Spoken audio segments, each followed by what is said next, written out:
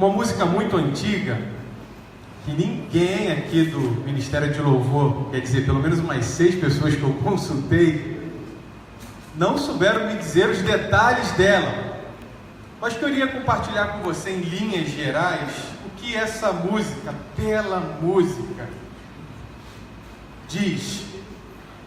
Determinado homem estava à beira da pista e ele gritava, parem, parem, parem, e os carros passavam. Então, ao se aproximar um novo veículo, ele então começava a gritar novamente, parem, parem, parem.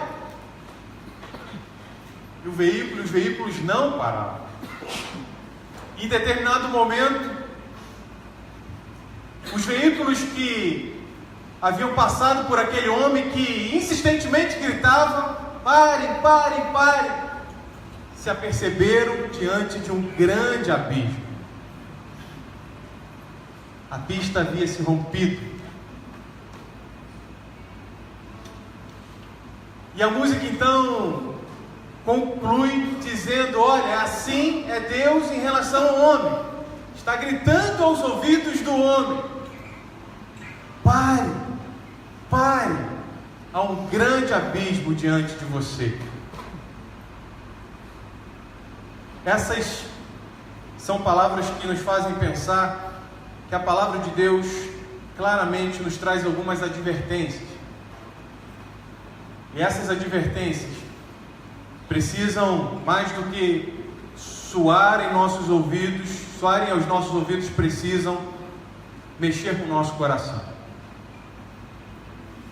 É muito gostoso, eu particularmente gosto muito de pensar apenas num Deus amoroso, compassivo, de muita graça e misericórdia. É um retrato muito belo de Deus.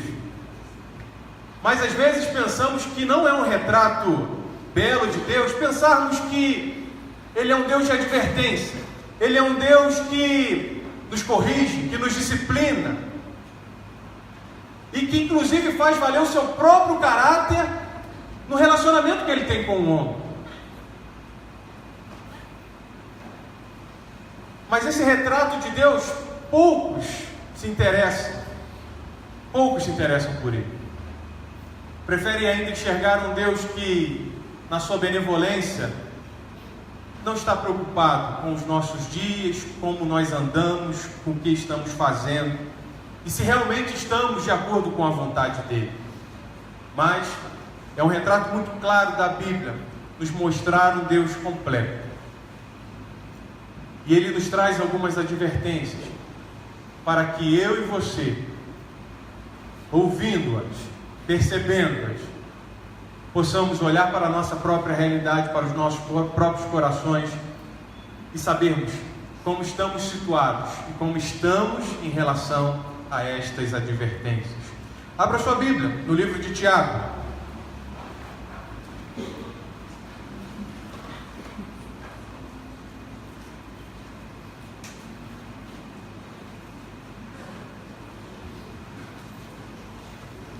Capítulo 4. Nós leremos até o verso 10.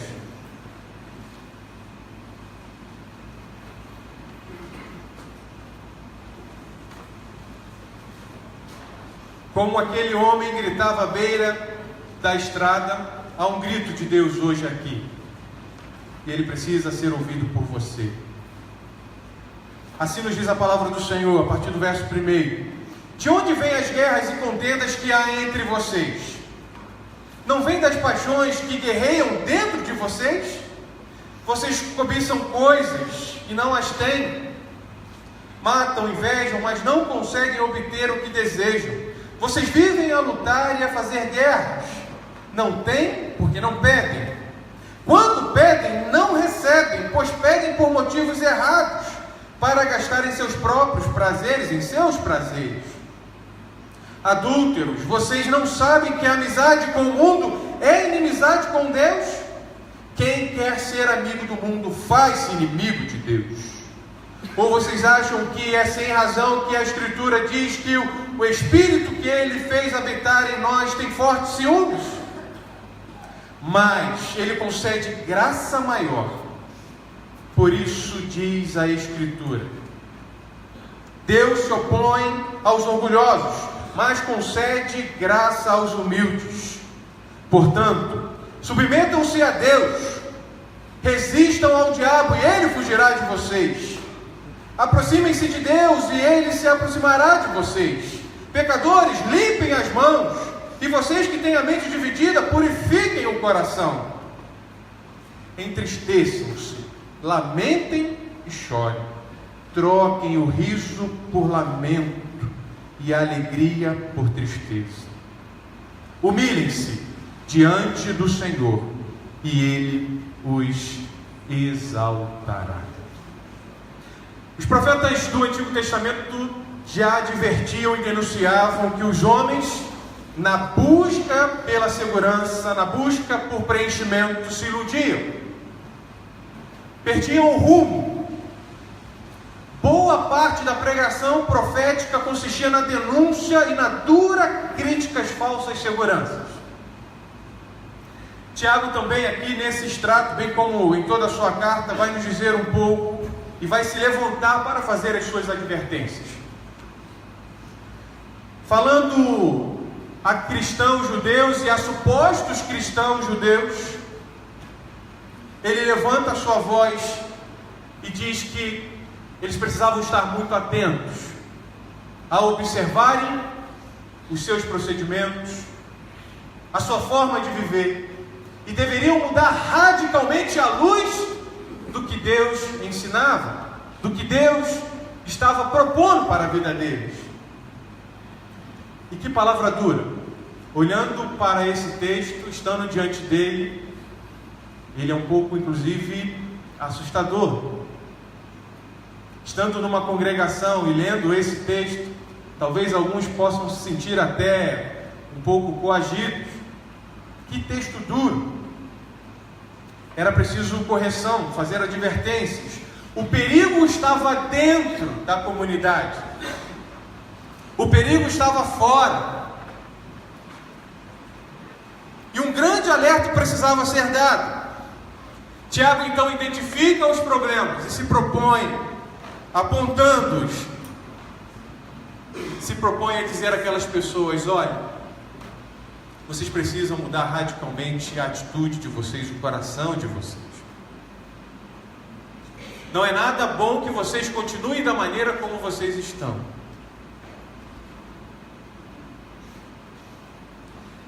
Olhando para esse texto, talvez você imagine: não, essa não é a minha realidade. Talvez seja. Talvez um pouco mais próximo, talvez um pouco mais distante. Mas, seja qual for a sua situação, atente-se. Ninguém é tão forte que não possa cair, mas todos podemos ser prudentes a ponto de diminuir os riscos. E ninguém que esteja caído e que não possa se levantar. Tiago está dando um panorama aqui de grupos de risco. Há grupos de risco. Quando falamos em determinada doença, HIV tão falado no passado, sobre a dengue, febre amarela, há grupos de riscos que o governo prontamente faz questão de deixar muito evidente: olha, se você está nesse grupo, você tem um alto risco de ser contaminado. Há um risco para todos nós. Há pessoas que estão no risco maior ainda. E há outras que estão afundadas em situações que precisam ser cuidadas.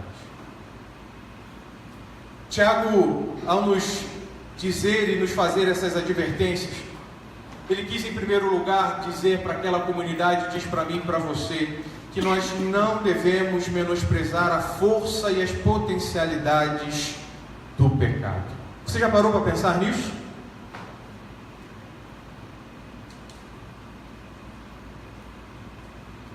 Qual é a força de um vazamento de água?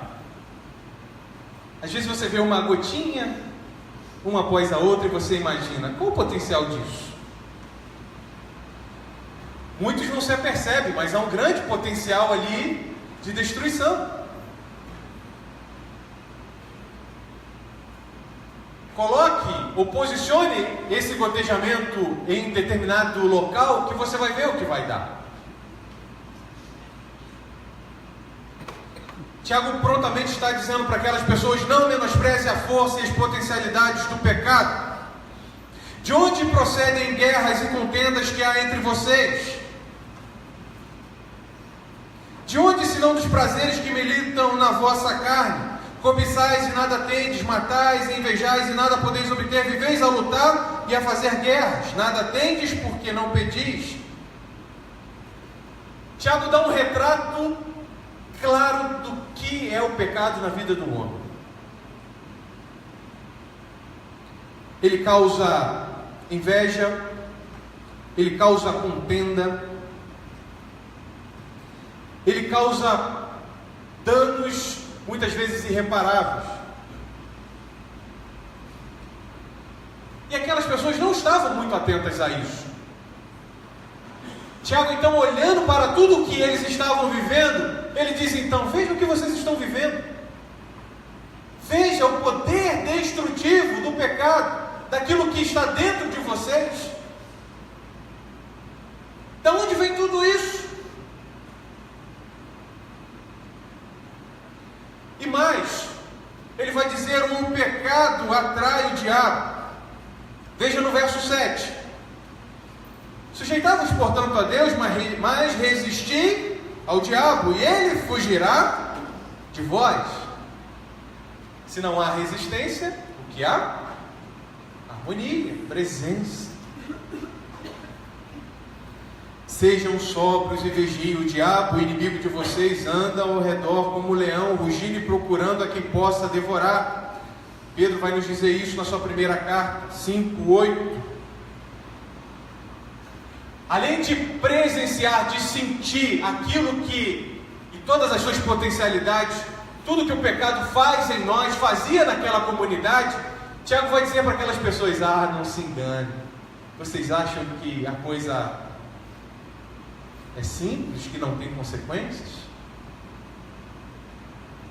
O diabo trabalha essencialmente com a obra, com a matéria-prima que você concede a ele.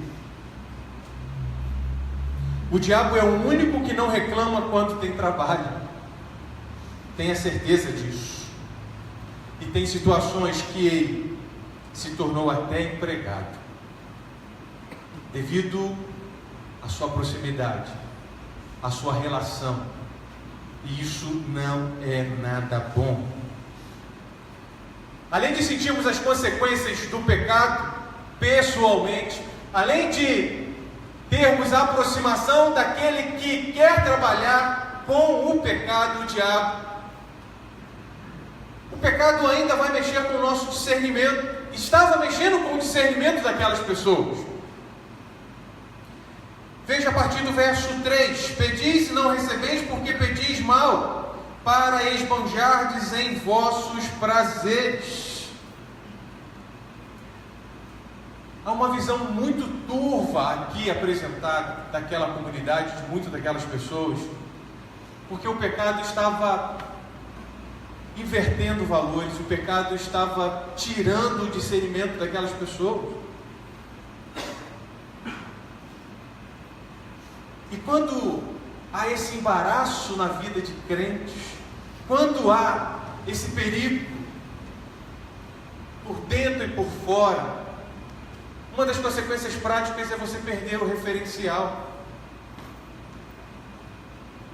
O que você entende por certo torna-se errado. O que você entende por errado torna-se certo. Vocês não pedem, mas quando vocês pedem errado. É para esbanjar, é para os próprios prazeres de vocês. Então veja o que Tiago queria mostrar para aquelas pessoas: olha, vocês estão vivendo intimamente com o pecado, e é ele que causa todo esse embaraço que está em vocês, entre vocês. e a coisas muito terríveis. Isso precisa ser mudado. E mais do que isso, por consequência disso tudo que vocês estão vivendo, o diabo está muito próximo. Não menospreze a força e as potencialidades do pecado. Existe alguém gritando aos seus ouvidos: pare, pare.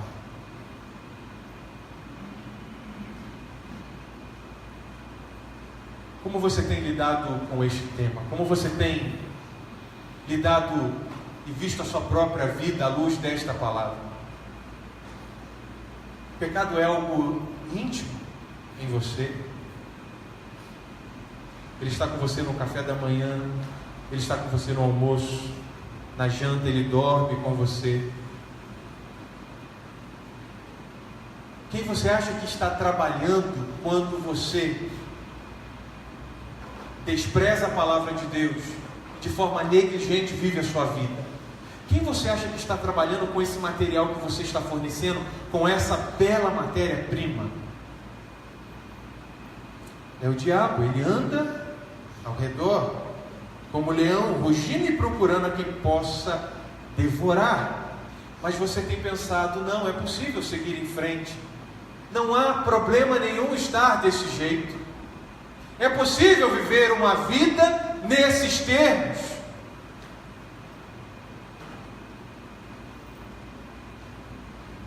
Preciso confessar a você que uma das coisas que Deus mexeu muito comigo ao pensar sobre este tema foi conversando com um jovem,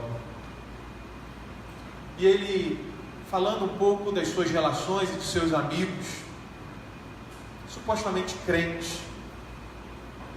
Ele me disse tantas coisas que eu disse e eu pensei: como pode? Como pode algo tão próximo do crente, do cristão, sem que haja percepção de que isso está errado? Mas essa não é uma realidade de muitos jovens apenas, mas de muitas pessoas. A convivência com o erro, com o pecado, com as contendas, com as invejas, com a cobiça, com a falta de discernimento do real e verdadeiro discernimento que vem de Deus, é a realidade de muitos. Muitos porque não tiveram um encontro real com o Senhor. Outros porque estão negligenciando mesmo a sua vida com Deus. Se não fosse desse jeito, a palavra de Deus não estaria nos advertindo. Mas em segundo lugar, tendo Tiago falado, chamado a atenção para a realidade daquelas pessoas e o que elas estavam fazendo e as potencialidades do pecado, ele queria que aquelas pessoas se atentassem para a sua real situação de vida. Perceba qual é a sua real condição. Você é amigo ou inimigo? Talvez você possa ser um inimigo de Deus nesses termos, porque a palavra é clara: aquele que é amigo do mundo não é amigo de Deus. Mas talvez você esteja na condição de inimigo de Deus, com as suas atitudes e com os seus erros. Você é filho, você é filha. Qualquer que seja a situação, não é uma situação boa. E claro, pior ainda, aquele que não teve encontro real com o Senhor. Veja os versos 4 e 5. Infiéis, não compreendeis que a amizade do mundo é inimiga de Deus? Aquele, pois, que quiser ser amigo do mundo, constitui-se inimigo de Deus. Ou supondes que em vão afirma a Escritura: é com ciúme que por nós anseia o Espírito que Ele fez habitar em nós? Qual é a sua situação? Deus está gritando aos seus ouvidos para que você perceba qual é a sua realidade do coração, a sua realidade de vida, e se situe. Você está perto? Você está longe? Lembra daquela brincadeirinha de criança? Está quente? Está frio? Você está chegando perto e está quente. Você está distante, está frio. Não queira Deus por inimigo. A Bíblia nos ensina que devemos ser diferentes, não é? Tem um amigo que costuma dizer, a Bíblia nos manda ser diferentes, não esquisitos. Quando Tiago nos chama a atenção para não sermos amigos do mundo, ele nos está dizendo daquilo que eu e você já sabemos de longa data, que não são as nossas relações com as outras pessoas, a forma como queremos estar com as pessoas, ser amigáveis, não é nada disso. Mas a amizade aqui com o mundo quer dizer aceitação e compartilhamento dos valores que são diferentes da palavra de Deus. Então, quando nos referimos a mundo, não é que é possível viver longe de tudo isso, de não nos relacionarmos com as pessoas, você sabe disso, mas ele quer chamar a atenção dos valores que você tem vivido. E a palavra é clara: aquele que é amigo do mundo é inimigo de Deus. Veja o que nos diz o mesmo Tiago no capítulo 1, verso 27. A religião que Deus, o nosso Pai, aceita como pura e imaculada é esta: cuidar dos órfãos e das viúvas em suas dificuldades. E o que diz a segunda parte? E não se deixar corromper pelo mundo. Ele é Deus zeloso. Deus não é generalista. Há uma distinta, muito distinta diferença clara entre quem Ele é e quem Ele não é. Entre o que Ele aprova e o que Ele não aprova. Uma clara distinção em tê-lo como um bom amigo e pastor ou tê-lo como inimigo.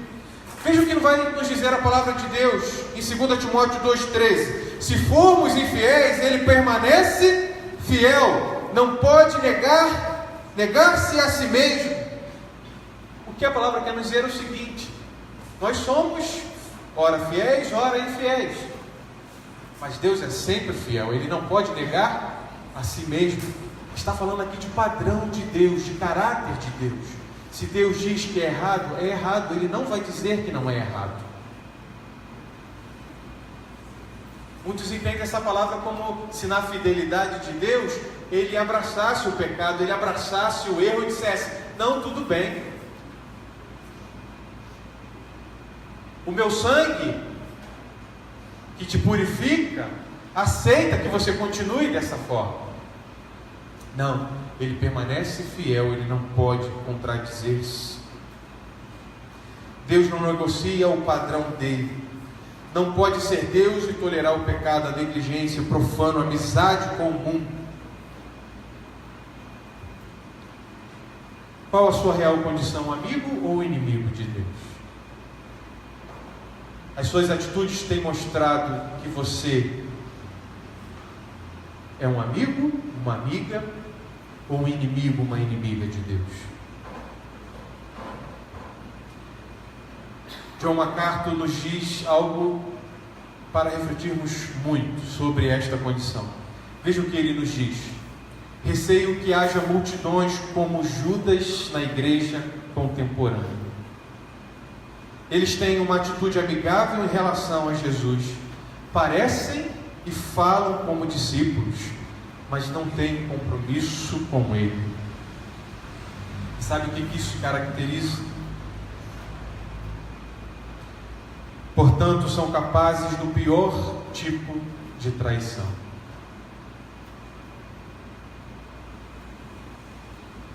Muitos pensam que proximidade com o sagrado é suficiente. Não é. Estar verdadeiramente dentro da vida com Cristo é tê-lo dentro. Aquelas pessoas estavam numa comunidade, aquelas pessoas celebravam, mas o que Tiago estava dizendo para elas é: não pode continuar desse jeito. Os verdadeiros amigos de Deus obedecem ao seu Deus. Não dá para continuar na mesma situação e se considerar e ser ou ser filho. Faça o pedido certo. Não recebem porque não pedem, quando pedem, pedem por motivos errados. A advertência é: pare de brincar. Isso não está nada bem e pode ficar muito pior. A sua arrogância o levará para uma parede que se chama Deus. Esse mesmo texto vai nos dizer: é com ciúme que por nós anseia o Espírito que Ele fez habitar em nós. Antes Ele dá maior graça, pelo que diz: Deus resiste aos soberbos. Talvez você esteja achando que está tudo bem, que você vai continuar e está tudo certo. Mas a palavra é clara ao dizer que Deus resiste aos soberbos. Aqueles que não se percebem como distantes, numa situação distante dele. Que situação difícil. É exatamente essa situação que você quer continuar vivenciando. Você tem por inimigo Deus. É uma palavra dura, eu sei. Mas é uma palavra para crentes e não crentes. É uma palavra para que percebamos a nossa real condição. Acordemos. O homem à beira do abismo gritava, dizia: pare, pare, pare. E as pessoas seguiam em frente. Você está com o pé no acelerador. Você acha que não vai dar em nada, que está tudo bem, mas não está. Veja os resultados do pecado. Tiago nos explana isso muito bem. Veja, você não tem mais discernimento. Você acha que o certo é errado, que o errado é certo. Você tem muito próximo o diabo, o inimigo das nossas almas, trabalhando com todo tipo de material que você tem dado a ele. E por fim, Tiago diz para aquelas pessoas e diz para mim e para você: tendo se apercebido da sua real situação, mude a direção da sua vida. Porque na verdade aquele homem à beira da estrada estava querendo que aquelas pessoas fizessem era: pare, não é possível seguir por este caminho. A pista, a rodovia tem um abismo. Deem meia volta, procurem um outro caminho. E aqui o Senhor está nos dizendo: o caminho é Jesus, é a vida com Ele, mas Ele dá graça aos humildes. Assim vai nos dizer a partir do verso 7: sujeitai-vos portanto a Deus, mas resisti ao diabo e ele fugirá de vós. Chegai-vos a Deus e ele se chegará a vós outros. Purificai as mãos, pecadores, e vós que sois de ânimo dobre, limpai o coração. Afligi-vos, lamentai, chorai, converta-se o vosso riso em pranto e a vossa alegria em tristeza. Humilhai-vos na presença do Senhor e Ele vos exaltará. Se há uma palavra de advertência, se há uma palavra de acorde, há uma palavra maior ainda de graça que diz: eu estou aqui para te levantar. Submeta-se a Deus, resista ao diabo. Não é possível você resistir ao diabo se antes você não se submeter a Deus. Tantos querendo resolver situações inúmeras, mas se esquecendo que precisam ter um coração rendido e submisso. É triste e preocupante uma situação de distanciamento, mas há uma graça maior para você. Mas você precisa lamentar e reconhecer o seu pecado. No Evangelho de Mateus capítulo 5, Jesus, de forma tão graciosa, vai nos dizer: bem-aventurados que choram, porque eles serão consolados. Esse choro aqui que o Senhor Jesus evoca é um choro daquele que entende sua real condição, o seu pecado, e diz: tem misericórdia de mim, Senhor. Ajuda-me. Para esses há consolo. para os soberbos, há um Deus que resiste eles. Nós precisamos optar pelo quebrantamento. A Bíblia nos ensina a não pecar, está claro. Mas se vocês pecarem, nós temos um advogado. Então, dessa forma, pense comigo, não devemos errar, devemos buscar sempre não errar. E quando errarmos, devemos nos lembrar do Senhor, porque a maior burrada nesse sentido não é errarmos, mas é errarmos e não nos arrependermos.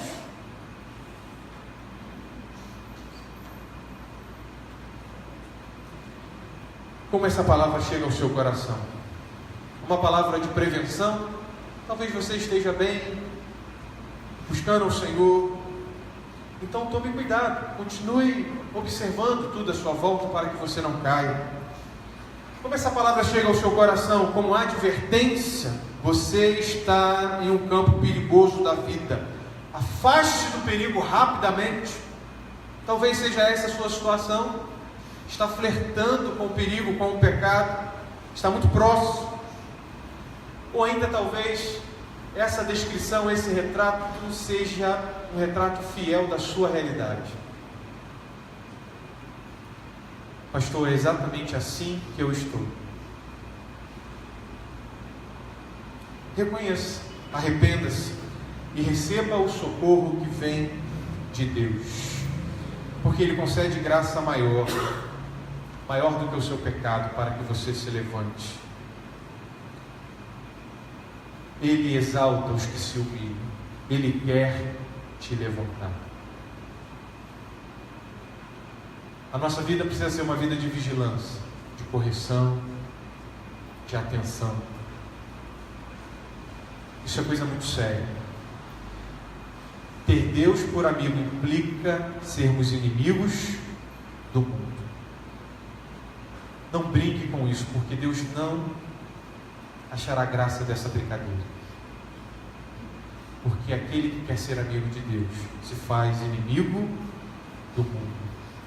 Tire o que é mundano da sua vida. Tire o que é mundano dos seus relacionamentos. Tire tudo aquilo que contradiz a palavra de Deus. É dessa forma que Deus preza o seu relacionamento com os filhos.